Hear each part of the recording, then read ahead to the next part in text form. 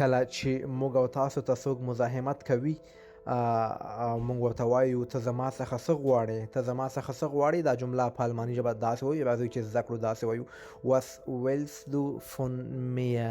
Was willst du von mir?